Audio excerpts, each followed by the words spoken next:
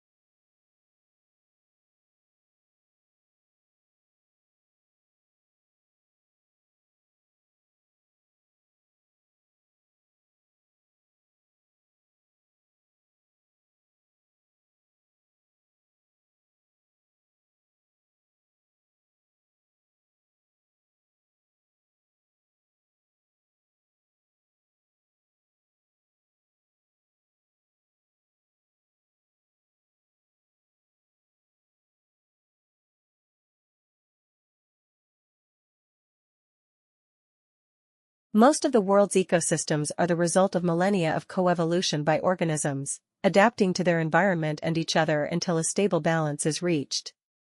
Healthy ecosystems maintain this balance via limiting factors, environmental conditions that restrict the size or range of a species.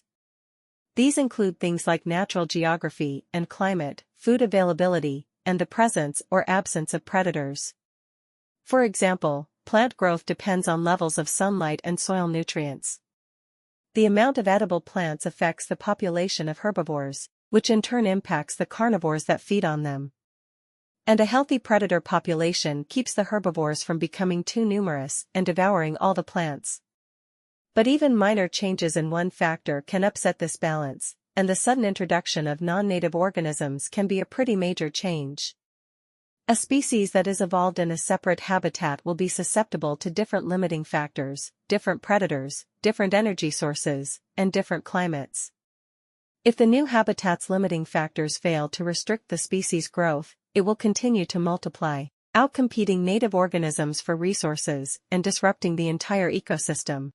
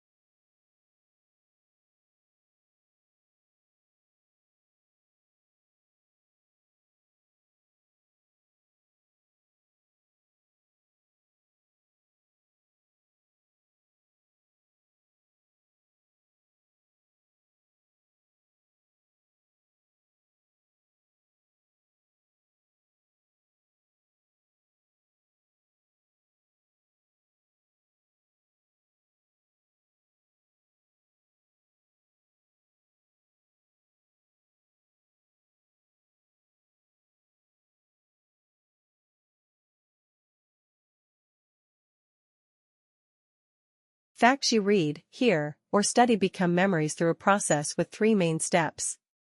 First comes acquisition, the moment you encounter a new piece of information. Each sensory experience activates a unique set of brain areas.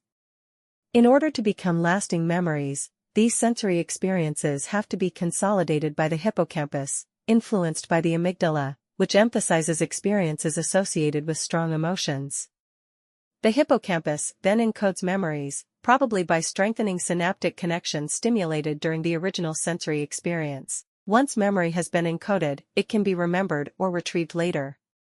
Memories are stored all over the brain, and it's likely the prefrontal cortex that signals for their retrieval. So how does stress affect each of these stages? In the first two stages, moderate stress can actually help experiences enter your memory. Your brain responds to stressful stimuli by releasing hormones known as corticosteroids, which activate a process of threat detection and threat response in the amygdala.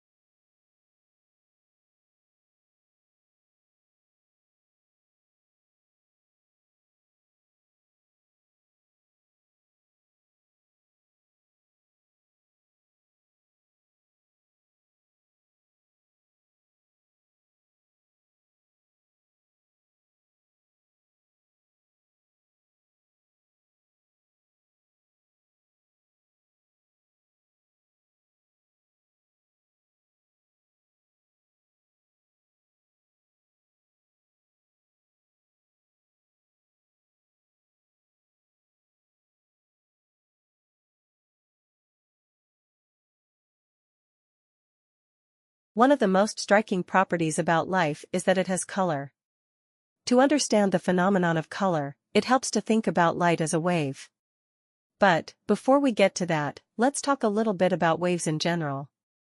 Imagine you're sitting on a boat on the ocean, watching a cork bob up and down in the water.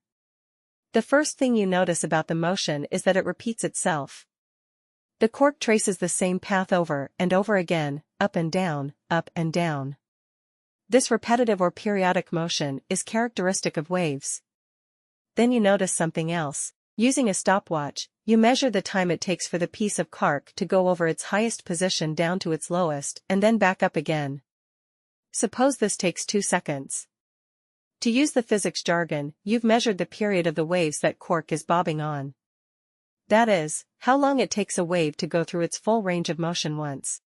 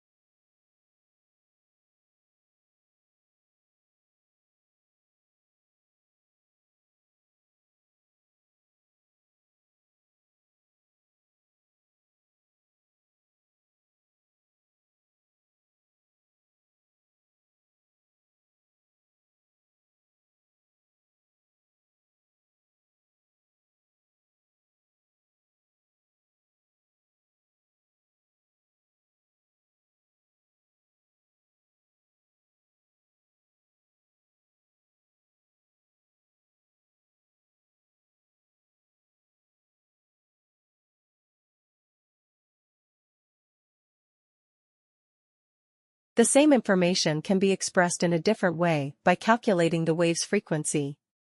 Frequency, as the name suggests, tells you how frequent the waves are.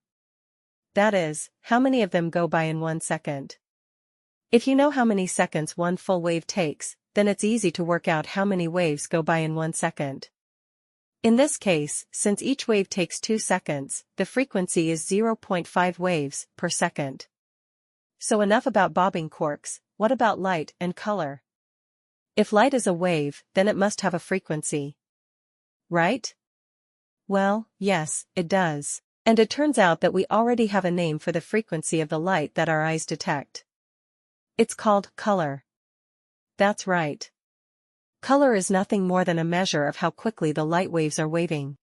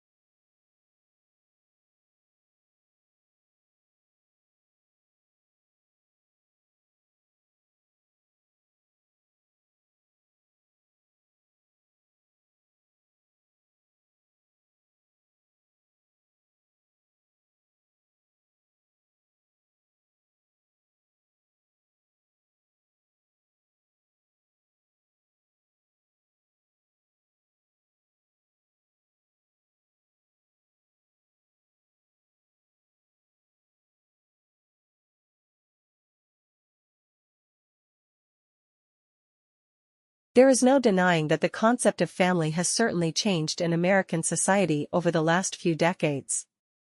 Statistics continue to show that fewer Americans are getting married, and those who do so are having fewer children or none at all. More marriages are ending in divorce. More people are living alone, cohabiting with someone, or marrying more than once in a lifetime and creating stepfamilies. Traditional families once dominated every neighborhood.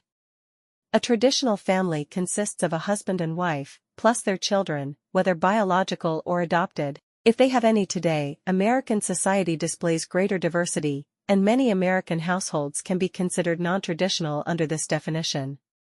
Family structures that may be considered non-traditional or alternative include single parenthood, cohabitation, same-sex families, and polygamy. Let's take a brief look at each of these. Single parenthood was fairly common prior to the 20th century due to the more frequent deaths of spouses.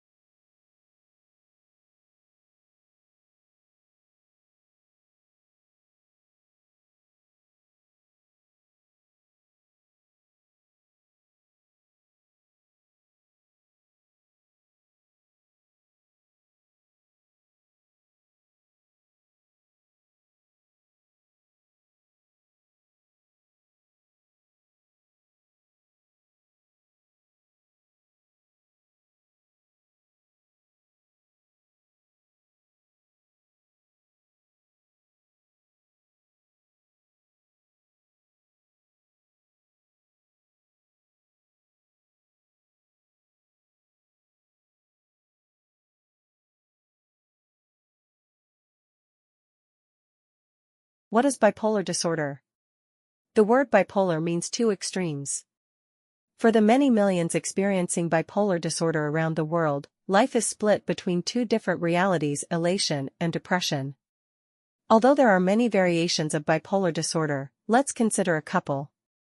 Type 1 has extreme highs alongside the lows, while Type 2 involves briefer, less extreme periods of elation interspersed with long periods of depression. For someone seesawing between emotional states, it can feel impossible to find the balance necessary to lead a healthy life. Type 1's extreme highs are known as manic episodes, and they can make a person range from feeling irritable to invincible.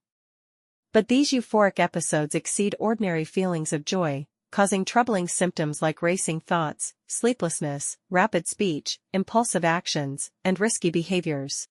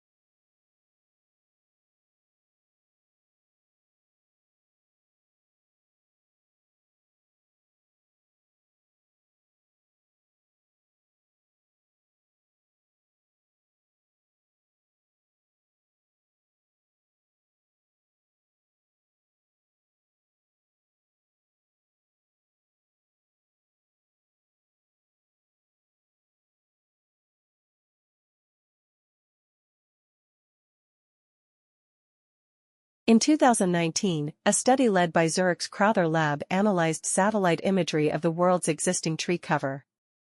By combining it with climate and soil data and excluding areas necessary for human use, they determined Earth could support nearly 1 billion hectares of additional forest. That's roughly 1.2 trillion trees.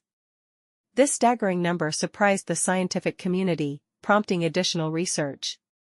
Scientists now cite a more conservative but still remarkable figure. By their revised estimates, these restored ecosystems could capture anywhere from 100 to 200 billion tons of carbon, accounting for over 1/6 of humanity's carbon emissions. More than half of the potential forest canopy for new restoration efforts can be found in just 6 countries. And the study can also provide insight into existing restoration projects, like the Bond Challenge, which aims to restore 350 million hectares of forest by 2030. But this is where it gets complicated.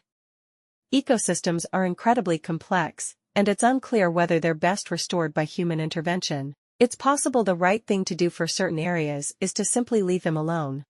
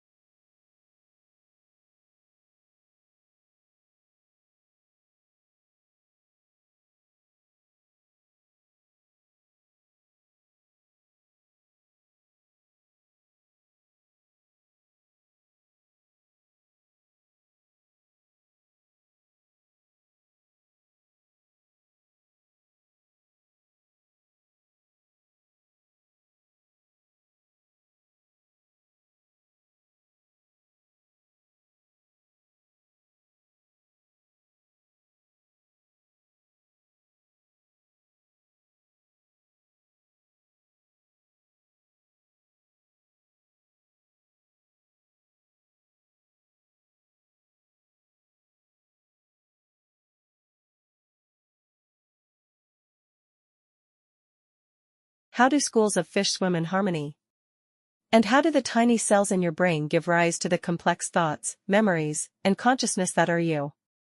Oddly enough, those questions have the same general answer: emergence, or the spontaneous creation of sophisticated behaviors and functions from large groups of simple elements. Like many animals, fish stick together in groups, but that's not just because they enjoy each other's company. It's a matter of survival. Schools of fish exhibit complex swarming behaviors that help them evade hungry predators, while a lone fish is quickly singled out as easy prey. So, which brilliant fish leader is the one in charge?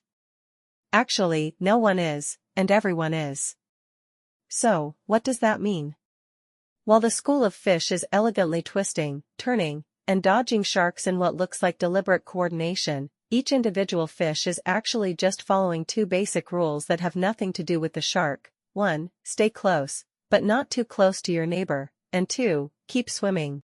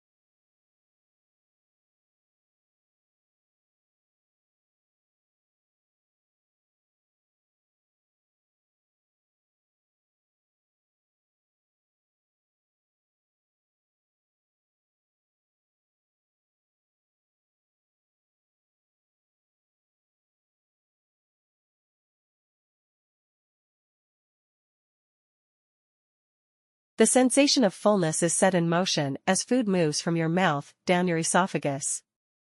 Once it hits your stomach, it gradually fills the space. That causes the surrounding muscular wall to stretch, expanding slowly like a balloon.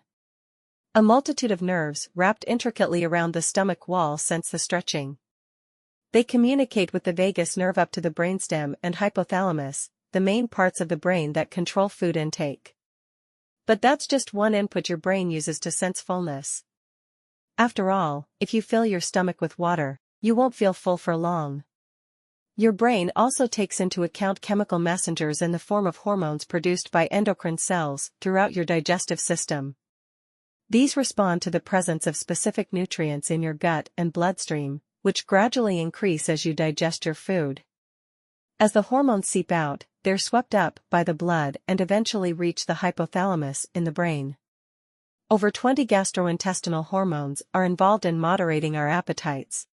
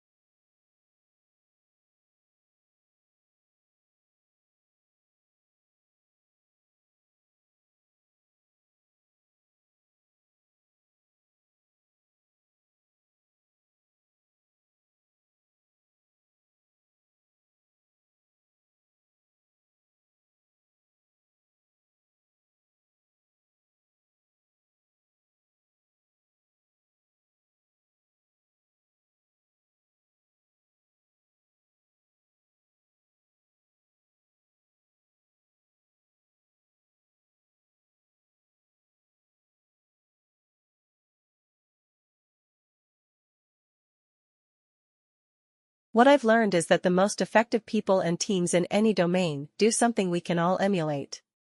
They go through life deliberately alternating between two zones, the learning zone and the performance zone. The learning zone is when our goal is to improve. Then we do activities designed for improvement, concentrating on what we haven't mastered yet, which means we have to expect to make mistakes, knowing that we will learn from them. That is very different from what we do when we're in our performance zone, which is when our goal is to do something as best as we can, to execute. Then we concentrate on what we have already mastered and we try to minimize mistakes.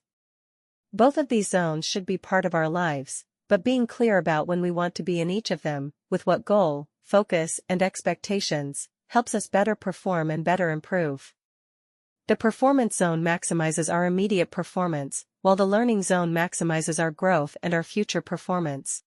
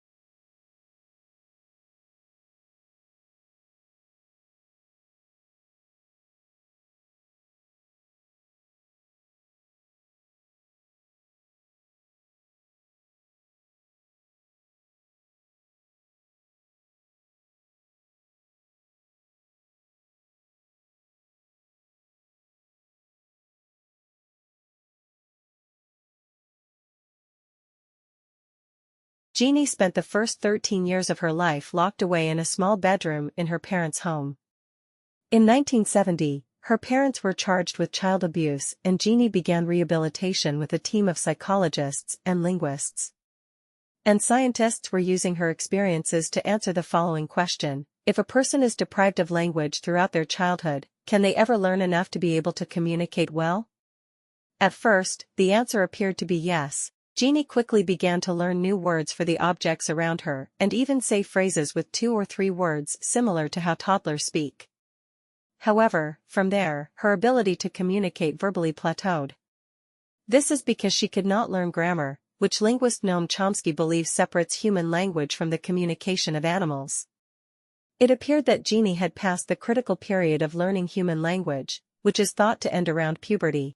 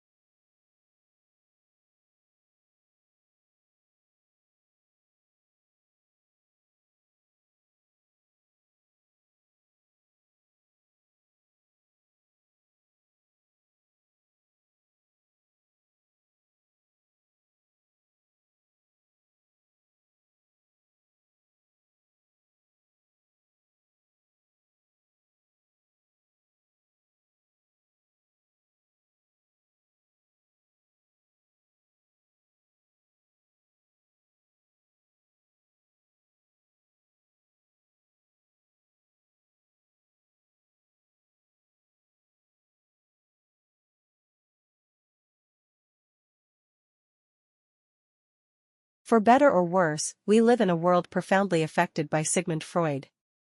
If I had to ask you to name a famous psychologist, the answer of most of you would be Freud. He was the most famous psychologist ever, and he had a profound influence on the 20th and 21st century. Some biographical information: he was born in the 1850s. He spent most of his life in Vienna, Austria, but he died in London, and he escaped to London soon after retreating there at the beginning of World War II as the Nazis began to occupy where he lived. He was one of the most famous scholars ever, but he was not known for any single discovery. Instead, he was known for the development of an encompassing theory of mind, one that he developed over the span of many decades.